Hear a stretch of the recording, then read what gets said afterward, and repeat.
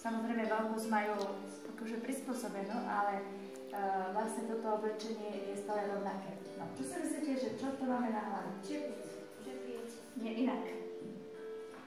Čo má nevesta, keď sa ide vydávať na hlave? Toto sa presne týka závoj. Takže každá reálna sestra má tiež závoj. Si to zapamätáte, bola nevesty, hej? Lebo sú nevesty Kristove, sa hovorí. A vlastne preto majú zelené vlasy, lebo tie dievčatá sa paradia nie, upravujú si vlasy, aby mali čo najkrajšie. Tak preto vlastne reholná sestra si vlastne ukrýva pre Pána Ježiša. Áno? Že preto ľudia nevidia vlasy, niekde sa pýtajú, že prečo nemôžeme vidieť vlasy vaše, áno? Že potom sa pýtajú, že či máte pyžamo, keď idete spať. No, takže máme normálne pyžamo, hej, keď ste, ja nemáme černo-biele, ale máme normálne, hej, takže to bolo asi k reálnemu odevu. A toto viete, ako sa volá?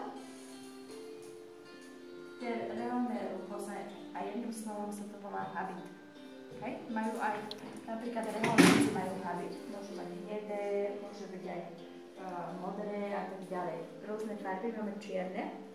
A toto je limček alebo kolier, mám biel, čo je také viditeľné. Dobre, tak to máme oblečenie, aké reálne sestry majú.